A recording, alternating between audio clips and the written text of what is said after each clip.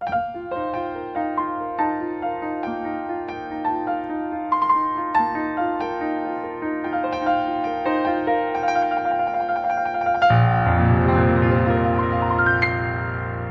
balance of well-being, the Alexander Technique, a unique approach to changing your life by changing your posture.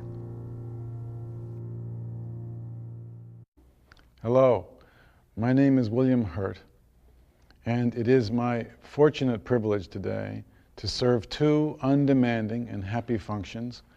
One is to be a student, to let myself learn, to fall back and let an expert teach me. The other is to introduce you to my teacher. Jane Kosminski will demonstrate her understanding of human energy in a technique that can permit any person to discover and utilize an endless resource within themselves. I have the happy job to surrender to an adventure Jane will guide.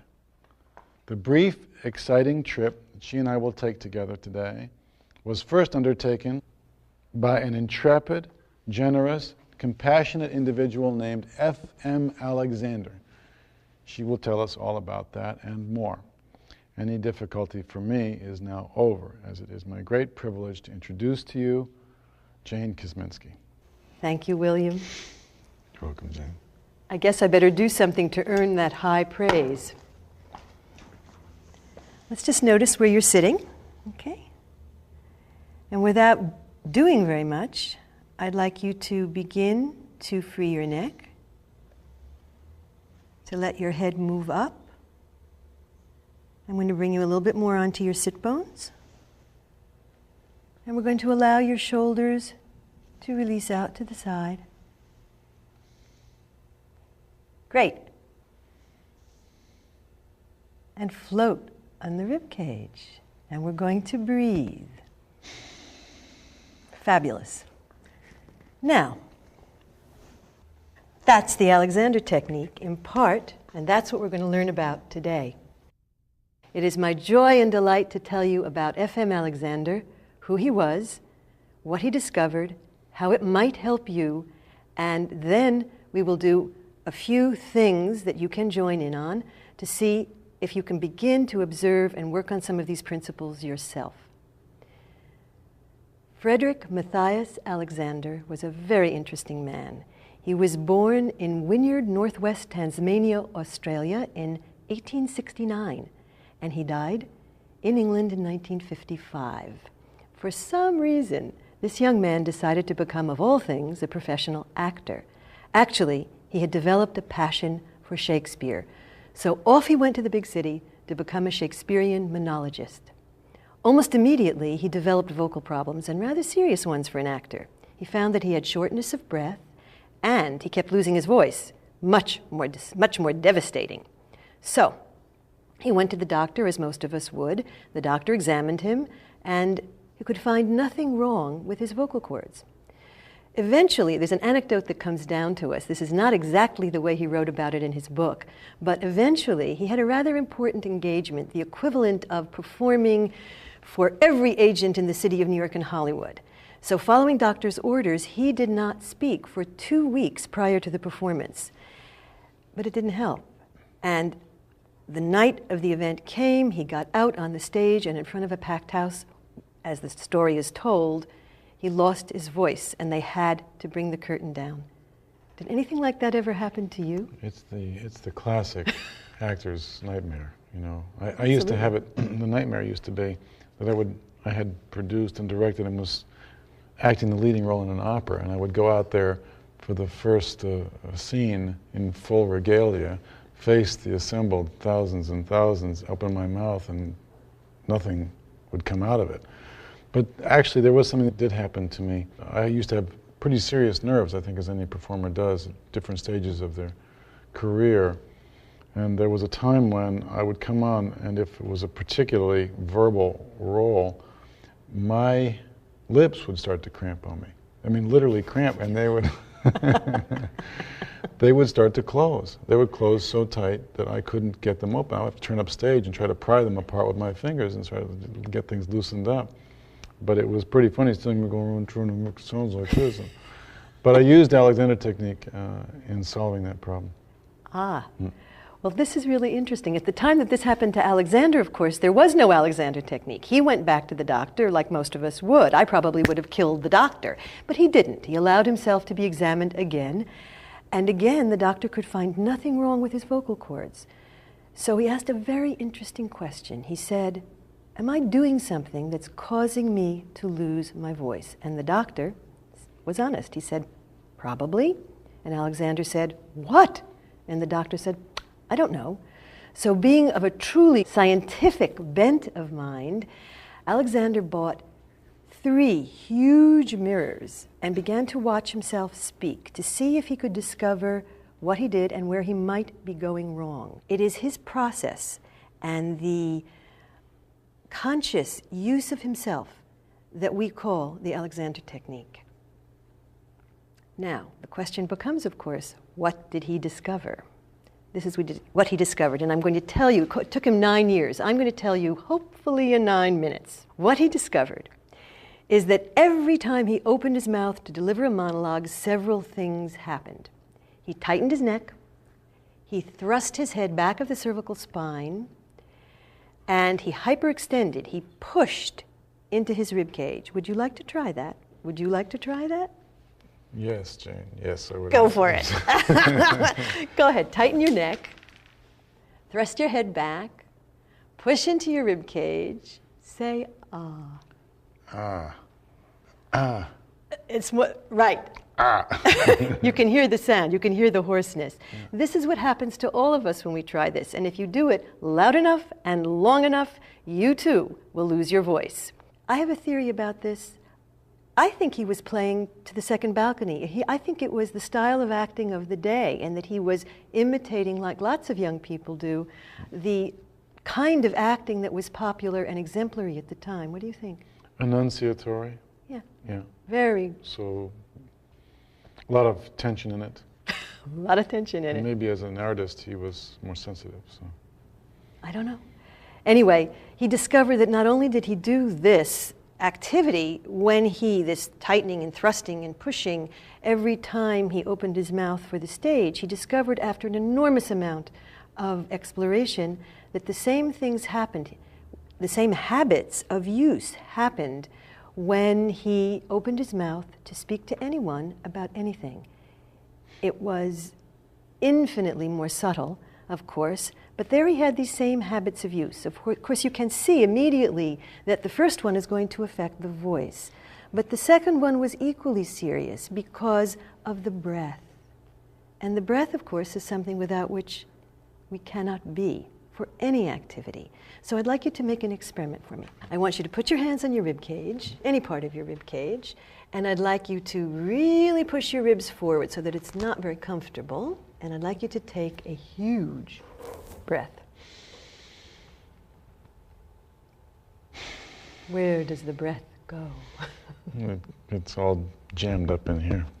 Yeah. Do you realize how often people say stand up straight, and this is exactly what people do? A lot of soldiers do that. A lot of soldiers do that. Now let's breathe in a little more wholesome way. Let's let the rib cage drape down the way it does in the front and scoop up into the spine in the back. So here we are leaving the back, and now I'd like you to take another deep breath. Oh. What do you think? I got all of that one. Feel better? A lot better, yeah. It's 3 or 4 times more capacity and just satisfaction.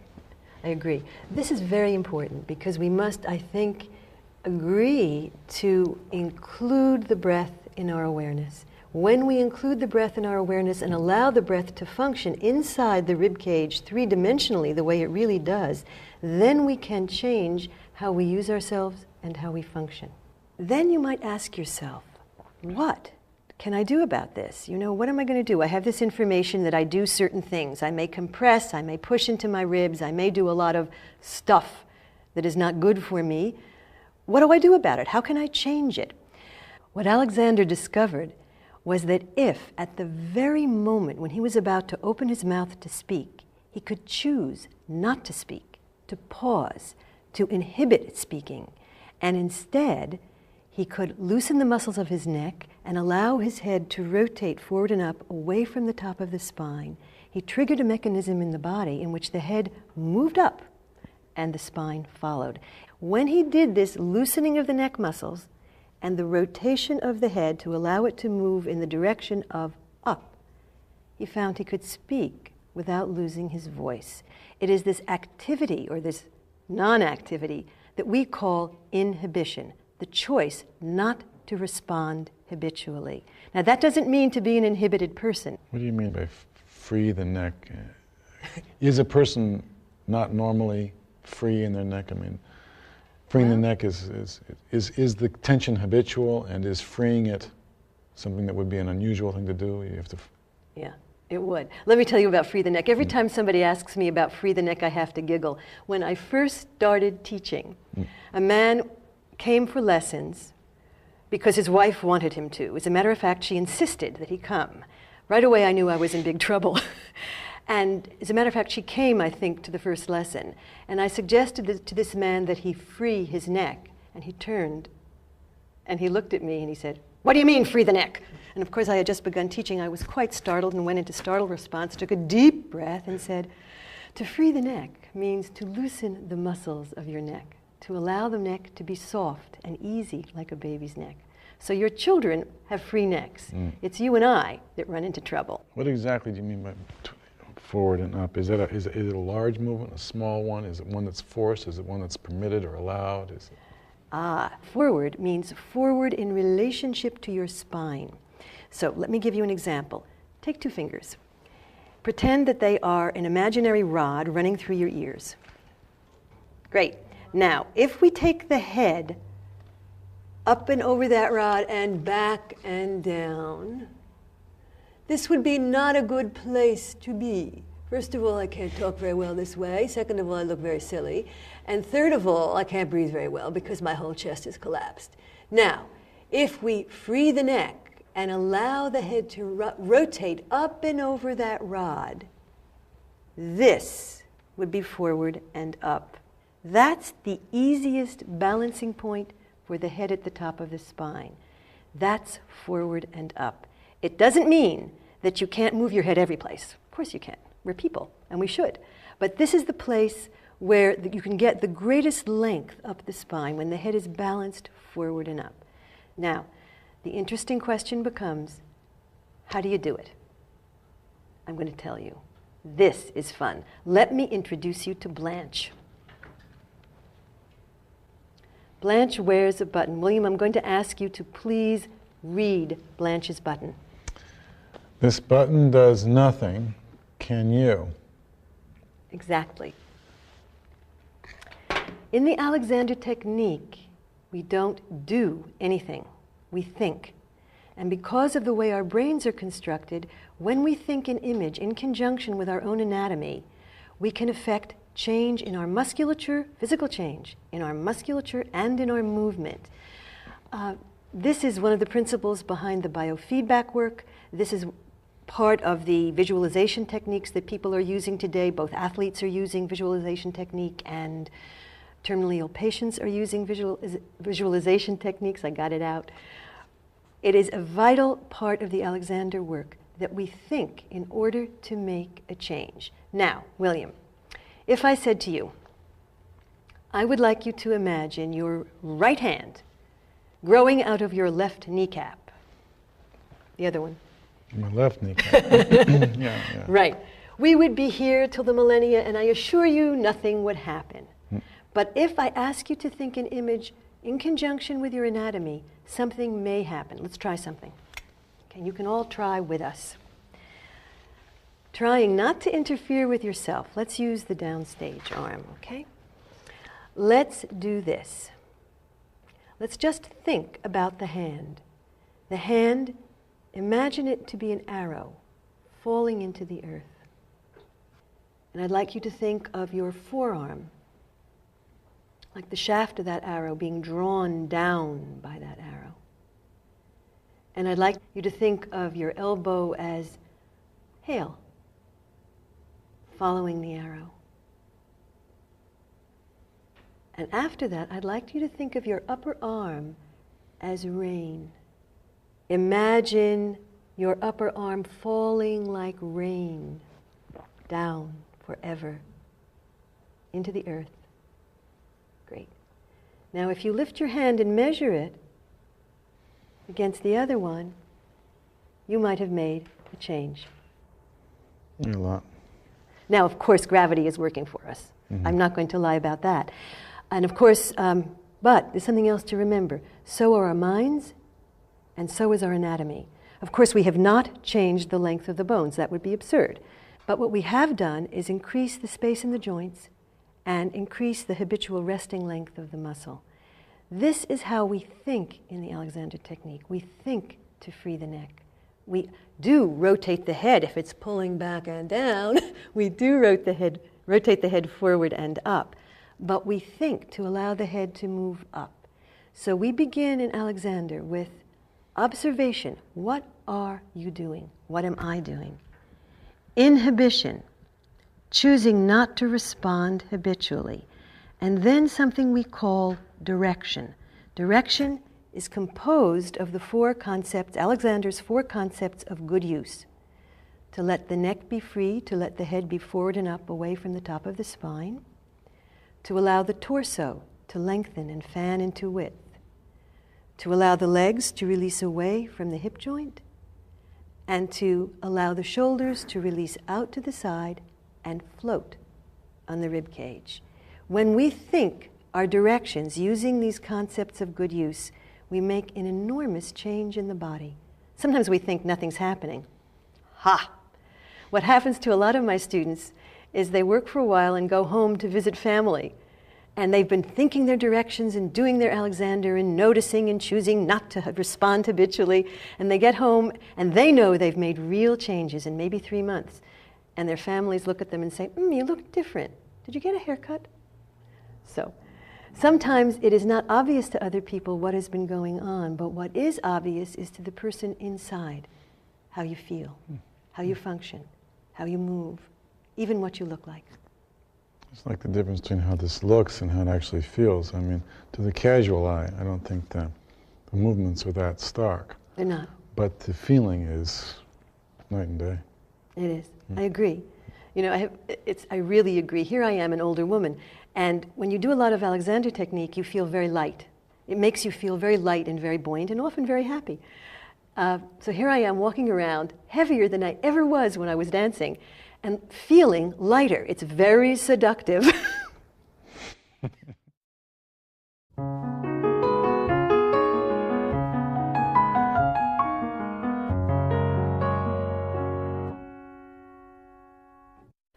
Now we're going to learn a little bit about how the Alexander technique actually works. And to do this, I have my favorite model, Blanche, and I'm going to show you. Will you want to take that? What really goes on. The head is extremely heavy. It weighs between 12 and 15 pounds worth of weight. That heavy, heavy head sits at the end of the smallest, most vulnerable part of the spine. The spine actually acts as a unit. So whatever the head is doing is going to affect the whole. So if we are compressing down like this, we may be having pain in any part of our backs with that one. As we actually begin to release the neck, to free the neck, and allow the head to rotate forward and up, this is what starts to happen. And that's really the truth. We can go from here to here just by thinking. Now the muscles of the neck hold the head on, they balance the head, they rotate the head, and they're extremely important because they support that head. When we are doing things like this or like this with our muscles, the neck muscles, what happens is we easily can lose our voices. When we stop doing this or this, the tongue can relax, the vocal cords can work, and we can alter general sound production almost immediately. I have a very funny story for you. I had a student last year, a big, tall, skinny dancer named Mark, and he was very, very tall, and he had a very high voice. And I thought to myself, something is going on that's not right here. His voice and his body don't match. And when I got him, or actually when we got him, to release some of the tension in his neck and his upper back, he scared himself to death. He had a bass voice, and it hasn't gone back. So I always know when he's using his directions because he really has a deep, rich voice. It was such a great example of the neck-head-spine relationship and how tension can alter sound production. This relationship also has a great deal to do with movement. The very idea that the head can lead the spine into length facilitates movement. And one of the most important things to do, and this is what I really love, is that notice with Blanche the beautiful curves of the spine. That is a miracle. You never want to flatten out the spine, because when you flatten out your spine, you make yourself stiff and you can't really move. These beautiful curves help us to move, help us to twist. Well, maybe not quite so much. Help us to bend. We can jump, we can fall, and the whole idea is that we have a lively spine to do it. If we straighten out our spines, in Alexander technique, you're never going to be asked, stand up straight, push your shoulders back. Isn't that lovely? I think so. What you want is all these luscious curves and the head balanced somewhat like a three-dimensional question mark at the top of the spine. This is a miracle, this body. And the Alexander technique teaches us how to use that miracle easily, efficiently, with pleasure. Blanche. Thank you, Blanche. Would you like to do a little work? I would love to. Okay. We're going to do classic Alexander work. We're going to take a look at how William gets in and out of a chair. Why do we do this particular work? We do classically, traditionally in Alexander, work on the chair, work on the table. The chair work is particularly powerful because it teaches us how to use, we can first of all, it teaches us how to use our joints efficiently, but we can examine immediately how you do use your joints and what might be possible in terms of change if we just watch you getting in and out of a chair, because you have to use your knees, your ankles, your hips, the neck-head-spine relationship. And so we learn a lot.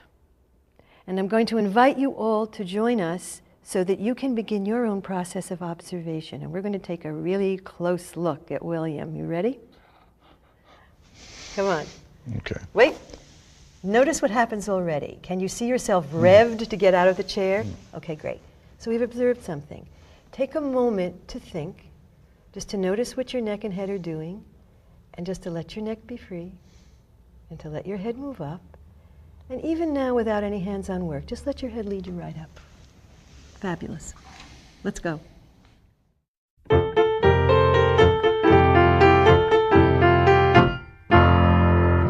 We're going to begin with the chair work, the traditional classic chair work. But before we do, I'd like you to notice the mirror. The mirror is part of Alexander equipment, and it allows me to not only watch you as I can see you close to you, but watch you in the mirror so that I can really watch what's happening with your back and your neck and your head and your legs and your arms. So, as unself-consciously as possible, I'd like you to stand up and sit down. Fabulous. Would you mind doing that again, please? Oh, interesting movement. And stand up one more time. Great. Can you tell what you're doing with your neck and your head and your spine when you do that? Yes, I took lessons from someone named Jane Kosminski once, and I can, actually. Excellent. Now we're going to tell everybody exactly what you were doing, because I think it's important, and I think a lot of people do just that, okay?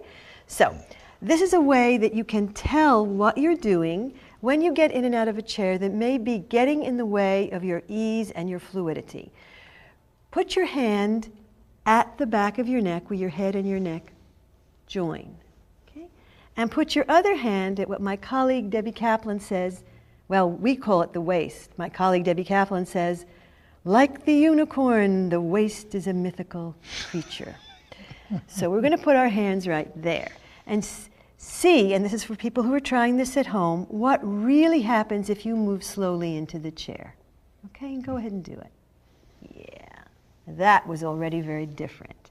What you were doing before, and I'm going to show you and exaggerate this on William, is he was thrusting his head forward, or what we call back and down. He was thrusting his neck forward. He was arching a little bit into his waist, lower back, and then he was getting up. So essentially, he was doing a movement that is great for the disco floor, right? Not so wonderful when you are getting in and out of a chair, because using yourself in that way can really hurt the back. So we're going to do it a little bit differently, all right? We're going to take a moment to begin. We can start by standing.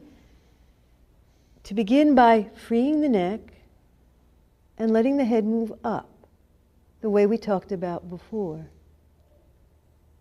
Great. And as the head moves up, the torso lengthens and fans into width. Great. And I'm going to ask William to include his pelvis in the up. Don't do a thing yet. Just think about it for a moment. Let me grab Blanche. You'll notice, everybody, that the pelvis is actually a part of the torso. Very often people think that the pelvic girdle is part of the leg. So they press the pelvis onto the leg, and then the leg doesn't feel very wonderful, and neither do the hip joints. So when we use our direction, our thought to let the neck be free and let the head move forward and out, and we start to direct the spine toward the head, we want to include the whole pelvis as part of that activity. So we're going to do that right now. Allowing the neck to be free without moving. And William is going to look straight out. Great. Upper back goes up, mid back, lower back, tailbone. And all we're going to do is think up, let the pelvis follow the head, and bend your knees. Great. So that we were really using the joints. Does that feel any different? Completely. Completely different. And if we work on this in time, we will even get a stronger direction up, and we will get less pivot on the joint. Is it important for us to try that now? We can. Let's go for it. Coming up, we want to do just the opposite, of course. We want to allow the neck to be free and allow the head to move up. Let's move very gently on the hip joints. I'm going to pivot you just a tad. Boom. That's it. That's all. Great. And we're going to free the neck and go up again. And I'm going to pivot you back on the joint. Do you know where your joints are? You know. Me? Yeah, you. Absolutely. Fantastic. You want to tell everybody else? Would you like me to? Where am I? You tell them where my joints are. I'll tell them. The hip joints are here. Or the hip joints, three-dimensional joint, a ball and a socket joint, is here. For some of us, that means the joint is a little bit closer to the center than we think it is. If we're using our joints as though they're directly out here, we're going to have a lot of trouble getting up. But if we really use the joint where it is, the movement becomes very, very fluid. And of course, this isn't about getting in and out of a chair, is it? No. No. This is about observation, inhibition, and direction. And that's what we use the chair work for. So this time, we're going to do the same thing coming out of the chair, and we're going to see if we can use the joints very clearly, letting the neck be free, letting the head move out, letting your upper back be part of that flow of energy.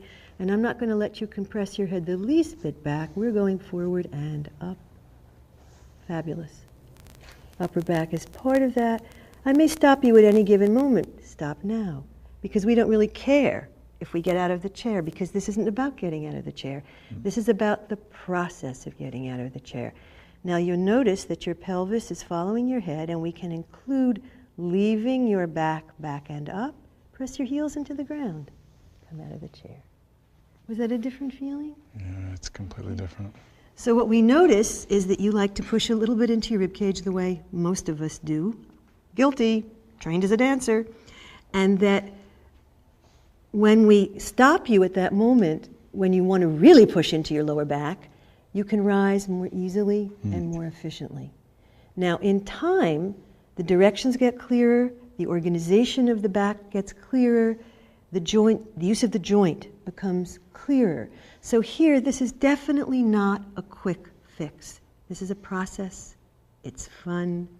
It's not so much good in an instant coffee culture. This is more like planting the beans, harvesting, grinding, sniffing, finally taking a sip. So that's what we're really doing. And I think as we work and we do this again, we're going to give you a lot more width in your back. I'm going to put my hands right here for a moment. You're going to allow your ribs to hang, just as we did before, and to allow your back to be back and up. So you have a much richer, juicier, tastier breath. Fabulous. Different feeling? Yeah. Now it's that wide back and that ease that we use. Just pivot a little bit, and then you just bend your knees. Now stop. Can you feel yourself wanting to compress? Mm-hmm. Okay. Allow your neck to be free, allow your head to move out. Now, staying right there, thinking up the front, up the back, but leaving your knees bent, just bend your knees from behind. Fabulous. Stay there again. We have a moment to stop, to rethink our directions, and to allow, I'm going to guide you, I'm sorry, took you into the wrong space. There you go. The torso to move up. Easier? Want to say something? I'm going to let you say something. One thing that's really key is that if you're going from a standing position to a sitting position, if you try to keep your focus on the same thing with your eyes that you were before, it throws your head back. Absolutely. Allowing your presence to stay with the position of your head rather than the focus of your eyes allows your head to stay on a line with the spine as it folds over. Absolutely. So what you're really saying, and it's absolutely true, is that the organization of the back in relation to the head is what is essential. Letting your body organize it rather than some point of focus outside of you. Right. This is a biggie for people. What happens is that they start to move. It's the eye focus. They start to move, and they change the focus, or they pull back like this, so that the complete organization of the back is lost. So eye focus is a very important thing. So because we're moving in a very particular organized way. But remember, it's not a position, okay? It's a balancing point. Presence of your consciousness. Absolutely. Where you're holding your presence. That's right. Instead of being on the object out there, you're staying with yourself. With yourself. This is all about staying with yourself. And what we learn as we do the work a lot is that when you stay with yourself, you can take in more information from the outside. So that's what it is. Yeah. So I'm going to invite you to join William in coming in and out of the chair one more time. And I'd like you to put your hand again at your head, and we now know the spot that isn't the waist. And take a moment to think your directions, to free your neck, to allow your head to move up, to allow your torso to lengthen and widen, to let your back stay back. And we're going to pivot on the hip joint and rise. And you're going to free your neck and release your head, letting your pelvis follow your head up. Nice. And in time, of course, we would work to stay back even more, which is really nice for the breath. That's the real beginning of observation in this work, and inhibition and direction.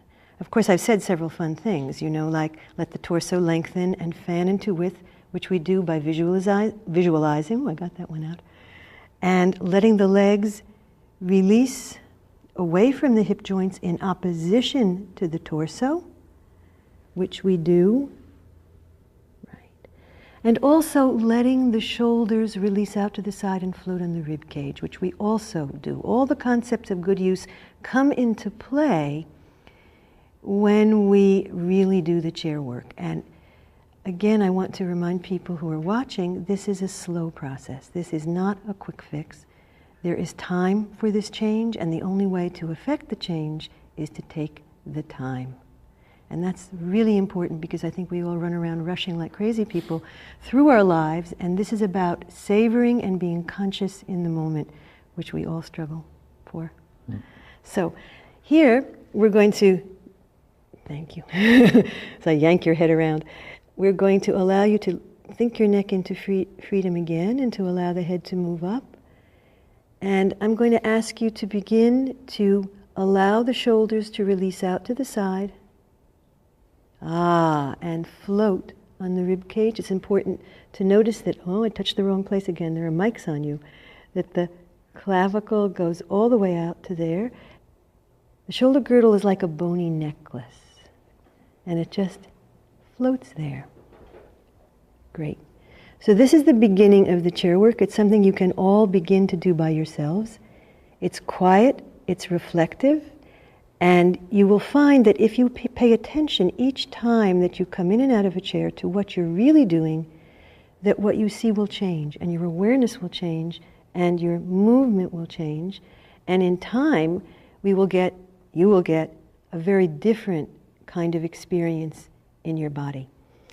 And it's a temptation. If I were a younger teacher, I would try to insist on some kind of a change in William's back instantaneously. But having lived with this process for a while, I know that that would be exactly the wrong thing to do, and that we're practicing now inhibition, not pushing into the rib cage, and beginning to experience something different and taking the time to do it, which I think is as hard for the Alexander teacher as it is for the student.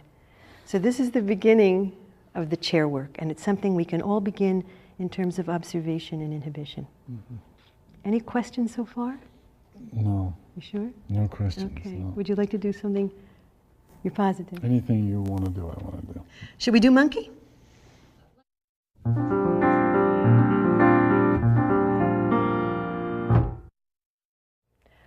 I'm going to lead you through the monkey. It is a wonderful tool because monkey in the Alexander work is a way to feel the most powerful energy of the back, to use yourself in your best organization, and it's very practical. From the front, it looks like this. For golfers, it's of infinite importance. For ball players, it's also important.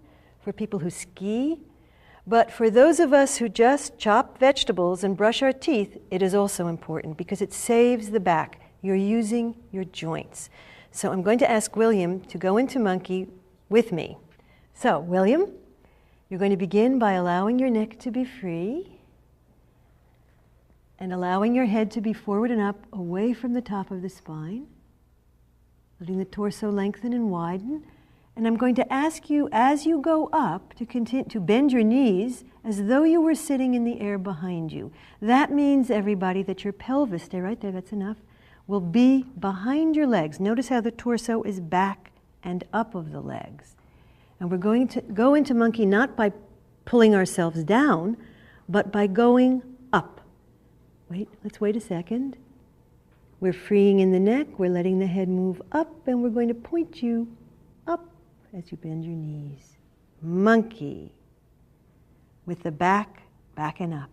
So if William has to pick up something quickly or even just pick up something slowly, he can bend down and get it, and rise, and come up on his hip joints, and his back will be in good shape.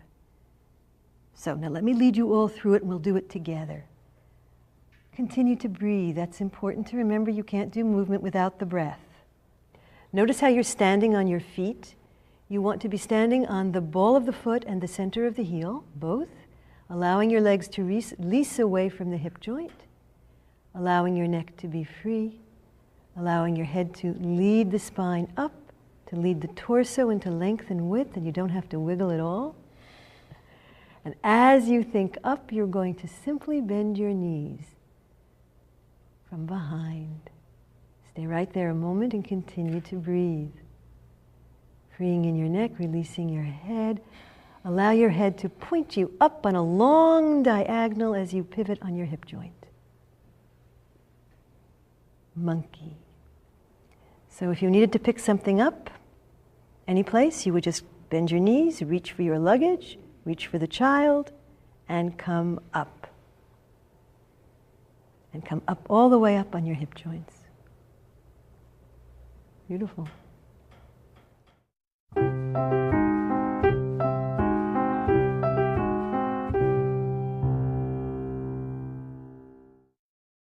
Now we're going to spend some time walking. The spirit of Alexander is going to be behind us, watching us. Walking is a wonderful activity, and I firmly believe that it's only a wonderful activity if we do it wonderfully. So if you want to get the most out of walking as a great exercise, we really have to pay attention to what goes on when we walk. There are several paradigms for walking. You can teach walking in lots and lots of ways. But one is simply mechanically. What are the mechanics? You transfer your weight to one foot, and you bend your knee from behind on the other leg, and you step with the heel of that foot. The other one, which I love to think about, is the physics of walking, which is that here we are on a revolving planet, revolving on its axis, moving around the sun, and essentially we are a moving body on a moving planet. In order to go forward, we have to press the earth away, which is a lovely feeling when we do it. In terms of Alexander technique, what we want to do first is take care of ourselves, stay conscious about what we're doing. And at that moment, we can allow the neck to be free and the head to be forward and up and the torso to lengthen and widen and so forth and so on, so that we can then allow the physics and the body mechanics to take care of themselves. So I'm going to begin by asking William to walk, and let's see if we can all notice what he does when he walks.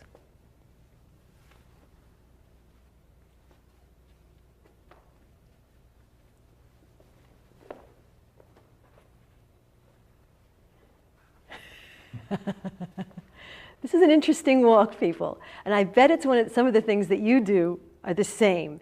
Did you notice how he immediately shifted and came down as he walked? Lots of people do that. Can I illustrate that? I think I'd like to. You take that step and you go this way first. That's one way of getting yourself going. Sometimes people do other things, so I'm going to pose questions for you. You may find that you are tightening your neck when you walk. You may find that you want to hunch your shoulders when you walk. You may find that you want to push into your lower back when you walk, which of course will kill your lower back. So we want in Alexander to think up first, and I'm going to put hands on William and see if we can't get him walking with a little more ease and fluidity.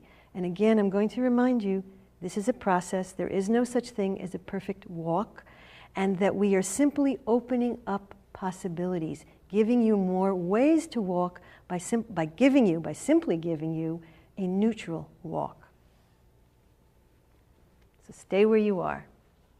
I'm going to ask William to start walking, but this time I'm going to ask him to start not by coming down on one side or another, which is his habit, but by allowing the neck to be free, allowing the head to move up, allowing the pelvis to follow that head, so he can freely bend behind the knee and walk away. Does that feel any different? Yeah, it's completely different. It's like walking on the moon rather than on the earth. It's like floating. Great. That's the deceptive thing, of course, because you do start to feel as though you're floating. Mm-hmm. And it has a lovely, lovely quality to it because it's easy. So this is very good for walking. I'd like to take everybody through that together, all right? Yeah. So those of you at home, take a moment to take a few steps right now. Take a step, take another step, take another step, and see what happens. Where do you start your walk from? That's very important to know. Now we're going to do it differently, and you're going to see if you can inhibit, if you can say no to your habitual way of walking. It may be doing any of the things we've already mentioned. It may be something else entirely. So it's important for you to notice. Before you even start your walk, allow your neck to be free. Allow yourself to breathe. Allow your head to move up, your legs to release away, and continuing to free your neck, allow yourself to start walking.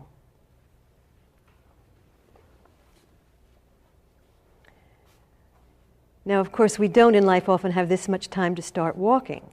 But it is important to know that if we do know what goes on with us when we start, what our habits of walking are, then in time we can pick up the tempo quite a bit and walk very, very quickly and still have a good sense of how to use ourselves.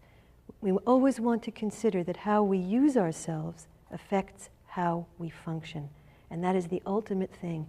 Alexander is an educational tool, but because it is such a good tool, we will feel better when we function better. That's why lots of people who study the technique discover that they have less back pain, less arthritis, less ache, less general malaise.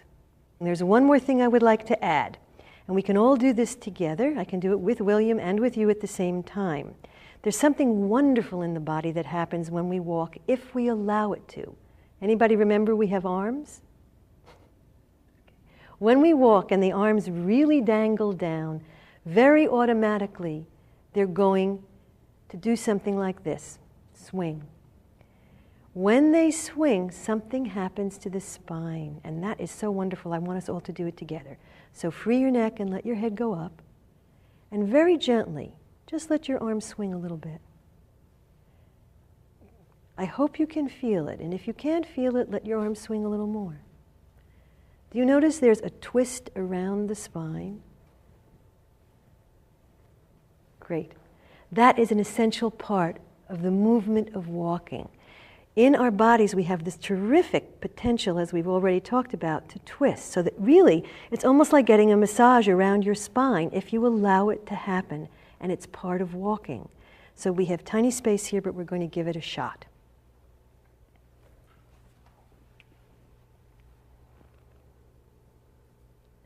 We always start with our primary process, to let the neck be free, to let the head move up, and this time we're going to let the arms just fall, and I'm going to remind William that he has a torso that lengthens and fans into width.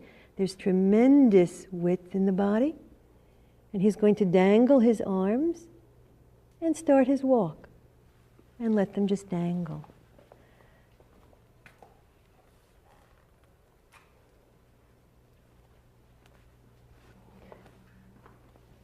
It's good. Yeah.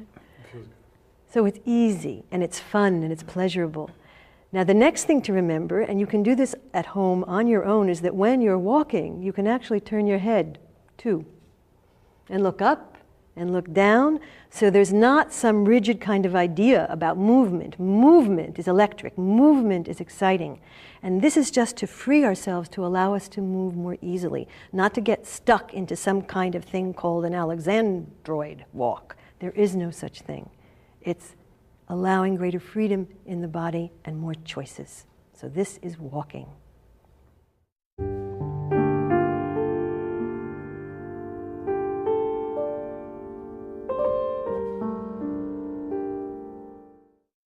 Now, I'm going to lead you through a lying down lesson that is based on the table work of the Alexander technique. You can do it at home with William. You will be working lying down on your back. Be sure you're on a firm surface, a carpeted floor, a blanketed table, or, if you are in bed, an extra firm mattress. I will call the surface you are lying on the floor for simplicity. If you are uncomfortable lying down with two legs stretched in front of you, bend one knee so that it is facing the ceiling and your foot is resting firmly on the floor.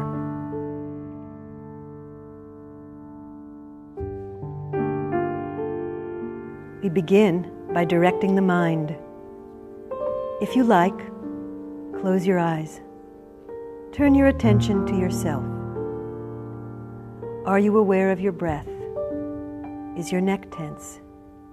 Is it thrusting toward the ceiling? Where is your head? Is it balanced comfortably at the top of your spine?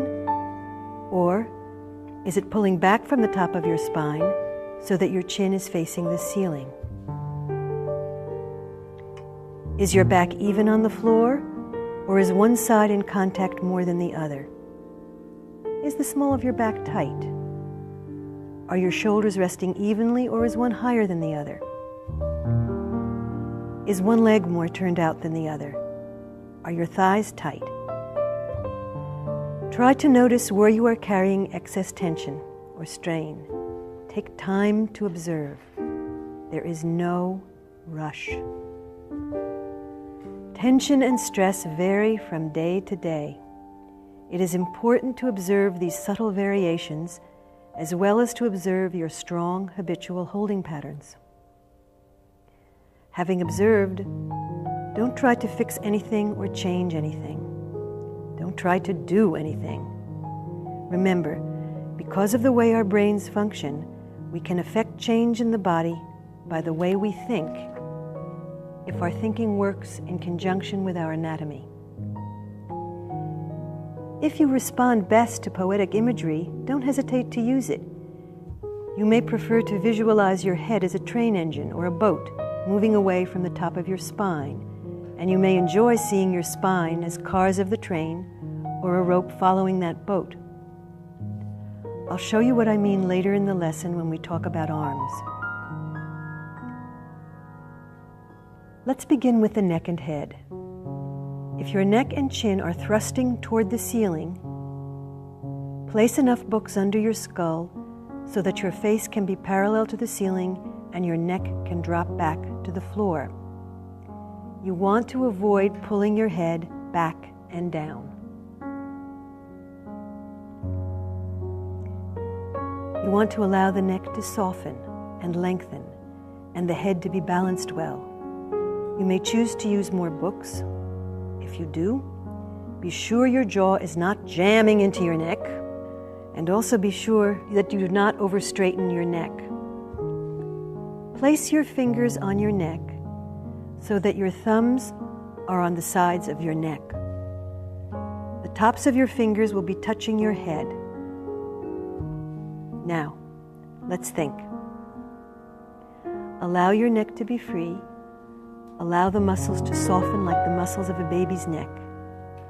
In the front of your neck, on the sides of your neck, in the back. Let your thumbs remind you to let your neck drop back toward the floor. Let your fingers remind you to loosen and lengthen the back of the neck. The tips of the fingers are a reminder that the head is balanced enough forward of the spine to allow the neck muscles to loosen and lengthen. Continue to breathe. Place both index fingers at the hollow at the back of the head where the neck and the head meet. This is the level of the top of the spine inside your skull. If you move your fingers from this hollow around your head to the front, you will discover that the top of your spine is almost behind your eyes. Once more, return your hands to your head and neck. Once more, notice your breath and begin to free your neck. This time, imagine your head moving away from the top of your spine, letting the head lead the spine into length. See the head leading the bones of the neck, the bones of the upper back, the middle back, the lower back, the tailbone. Include the pelvis and the sit bones, the bottom of your pelvis, in this imaginary journey. Now, place your hands on your pelvis, and as you free your neck, visualize your head leading all the bones of the torso I've mentioned: neck, upper back, middle of the back, lower back, pelvis, tailbone, and sit bones. See the muscles of your torso moving into length and width like a fan. In the front, the muscles fan up from the pubic bone to the edges of the shoulders. In the back, muscles move straight up between the buttocks and fan out from the top of the pelvis to the edges of the shoulders. Watch your torso moving into length and width, following your head as you continue to free your neck and to breathe. Once more, return your hands to your neck and head. Using your hands as a guide, remind yourself to free your neck and let your head lead your spine. Refrain from the overwhelming desire to make something happen. Inhibit. Say no to the desire to yank your head away from the top of your spine. Remember, this is a thinking process. There is nothing to do. Everything that needs to happen will happen through the power of your mind alone. You are now ready to start working with legs. Allow your legs to stretch out away from your pelvis. If you're uncomfortable, leave the left leg bent for your ease. Begin with head direction. freeing your neck and letting your spine move out. As you continue to direct the spine, lead with the fingers of the left hand. Place your left hand on your right hip now. Place your right hand on your right thigh. With your left hand, you're reminding yourself that the pelvis is part of the torso. And with your right hand, you are suggesting that your leg move away from your torso, away from your hip joint. To locate the hip joint, turn the leg in and out gently. Notice where the movement occurs. It may be closer to the pubic bone than you think. With your right hand, check to see if your right thigh is tense. To reduce that tension, or simply to loosen up your quadriceps muscle, point and flex your foot gently 3 times. 1, 2, once more, 3. Be sure not to take this movement into a full hard point and a full hard flex. It's a loose, baggy knee and ankle. Now, using your mind, imagine your thigh moving toward your knee flowing toward your shin elongating toward your foot, and your foot moving away from the bottom of your leg. Are you still breathing? To increase the length of the leg, once more, free the neck and direct the head and the spine. Notice, to initiate the lengthening of the leg, you begin with the neck, head, and spine. Having released the leg, gently rotate the leg until the knee is facing the ceiling. You can initiate this movement from your foot.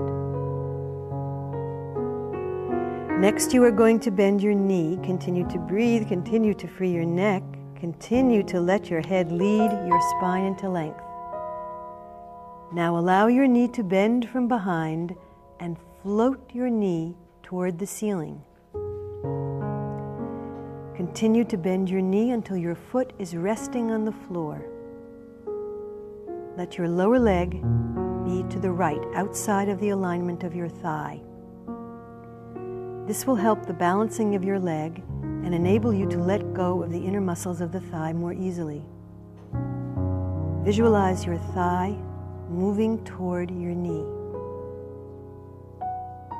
See your shin moving toward your knee. Allow your knee to continue to float toward the ceiling. Now, return your hands to your neck and head. Again, free your neck and let your head lead your torso into length and width. Breathe.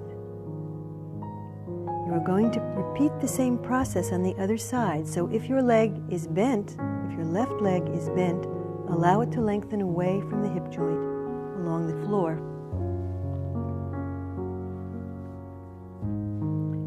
Leading with your fingertips, place your right hand on the left hip bone and the left hand on your left thigh. With your right hand, you are reminding yourself that the pelvis is part of the torso. With your left hand, you are suggesting that your leg moves away from your torso, away from your hip joint. To locate the hip joint, turn the left leg in and out gently. Again, notice where the movement occurs. With your left hand, check to see if your thigh is tense. Reduce that tension, or simply to loosen up your quadriceps muscle, point and flex your foot gently 2 or 3 times. Pointing, flexing.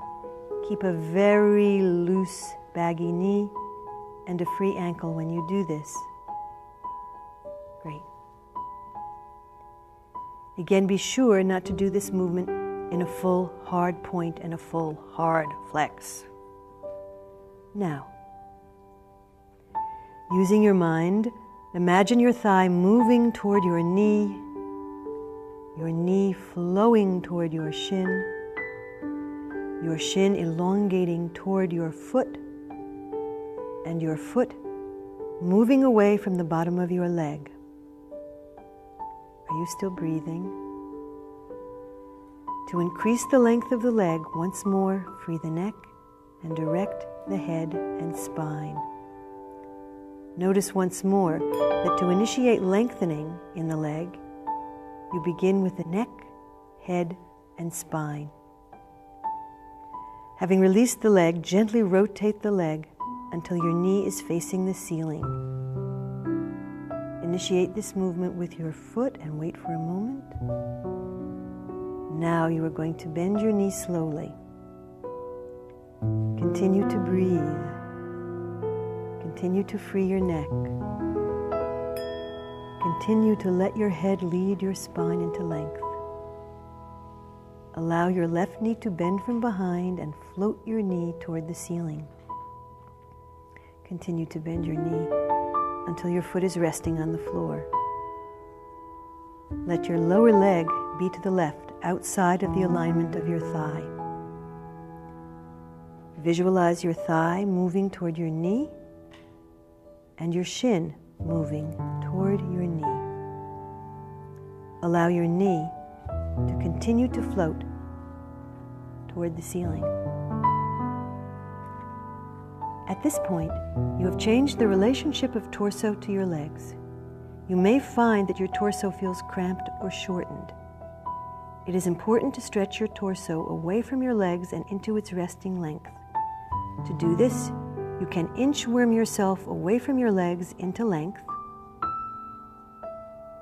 or if you're a purist, you can continue to direct your spine toward your head until you reach your resting length. The torso has the capacity and the need to lengthen when it is no longer directly on top of the legs. At this point, your spine will be touching the floor. Notice that your ribs drape down from your spine. Notice that your back is back of your legs and moving toward your head. And now for the arms. Once more, return your hands to your neck and head. Once more, let your hands act as a guide, thumbs encouraging you to free your neck, and fingers reminding you that your head is forward and out, away from the top of the spine. Stretch your arms away from your shoulders along the floor, straight out to the side. Leading with the fingertips of the right hand, place your fingers on your clavicle toward the center of your upper torso.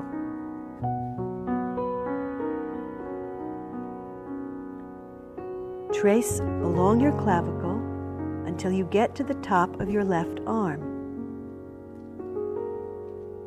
Notice how wide you are. Return your arm to where it was, and do the same thing on the other side. Fingers of the left hand on the right clavicle, tracing the clavicle out. This is your true width. Once more, stretch your arms away from your shoulders along the floor.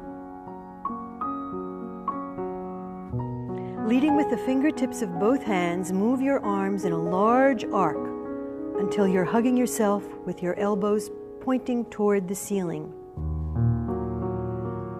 Move your elbows a little more toward the ceiling, allowing your shoulder blades to move away from each other.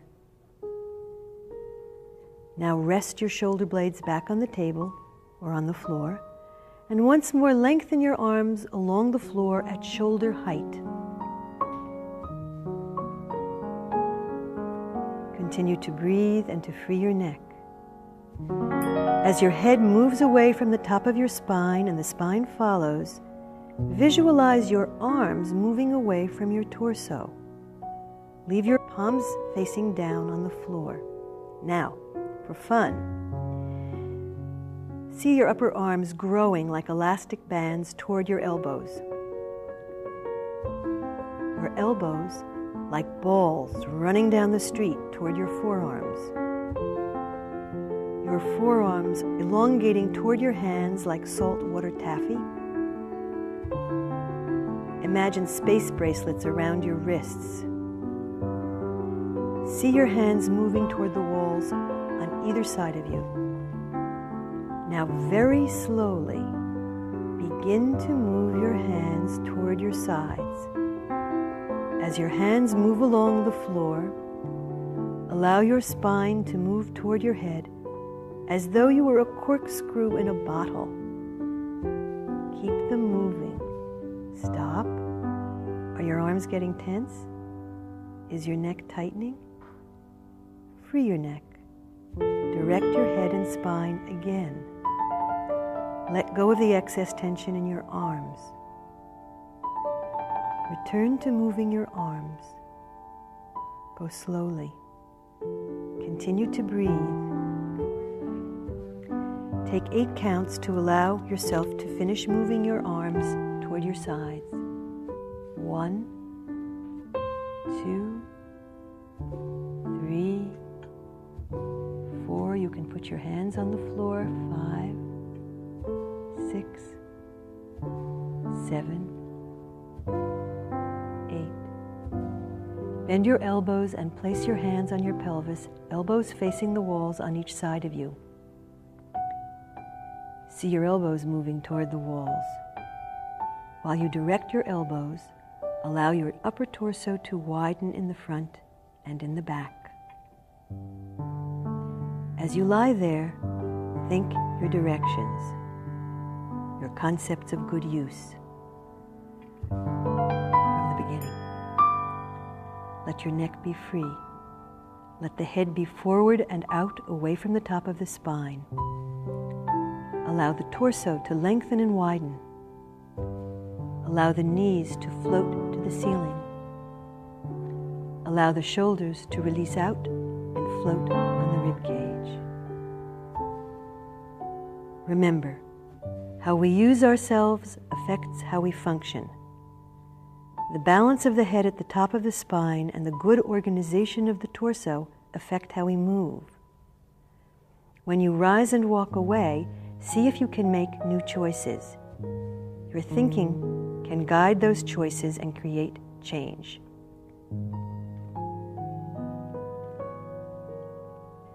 To rise, lead with your fingertips and roll to either side. Take a moment to elongate your spine toward your head and then push to sitting, letting your head lead your spine into a sitting position. Continue to include your breath as you rise to standing, following your head, and you can open your eyes at this moment. Pause. Take time to notice how you feel. How is your neck? The balance of your head. How does your torso feel? How are your legs and arms, hands and feet? Are there any differences, any changes? As you continue your day, take time to notice how you're using yourself. At any moment, you can choose to say no to a non-useful habit. At any moment, you can connect with your breath and choose to free your neck and let your head move forward and up, leading your spine into length. Enjoy it. Do you have any questions? Well, I have a question that, as an actor, interests me more than almost any other. Did FM ever get back to acting? He did. Great. As a matter of fact, he started acting again in Australia, and people commented about his beautiful voice, and they wanted to know how he got that voice, and that's how he started teaching. And there's another funny story. He was teaching his first training class, and training is 3 years in Alexander. He kept them an extra year so that he could do The Merchant of Venice with them, and guess what he wanted to play? One guess.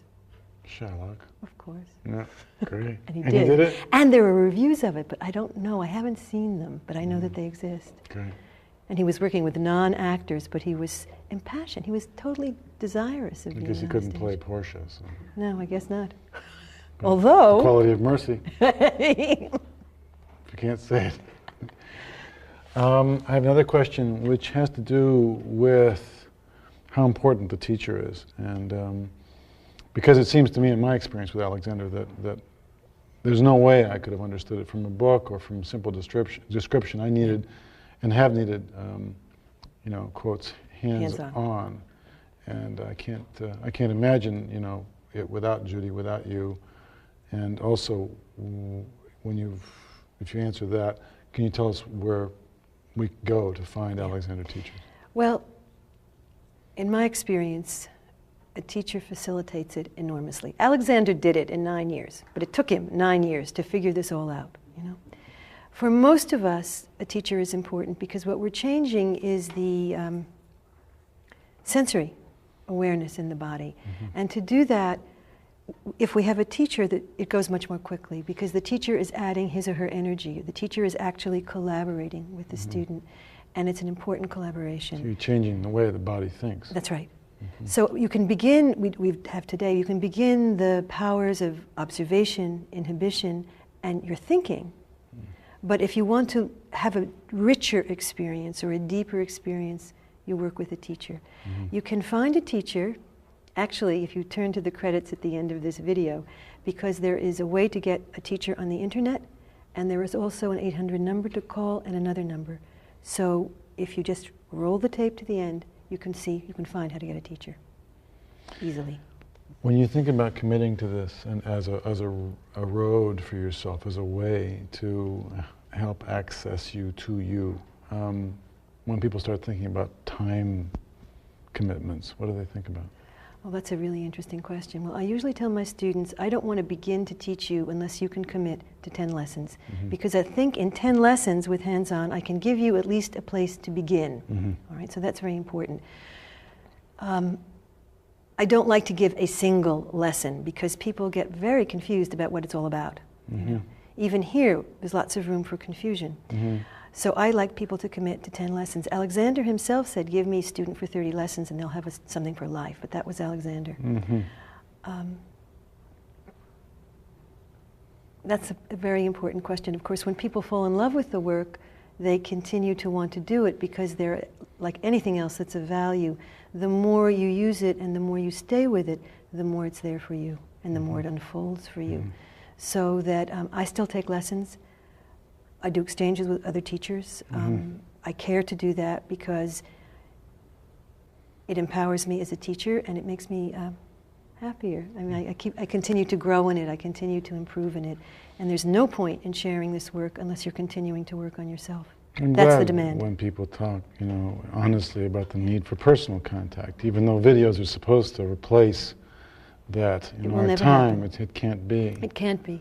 What we can do is make a beginning. We can introduce people to a thinking process. We can say, start to look, start to observe. But we can't really substitute for human beings now, can we? Yeah, it's a quiet revolution.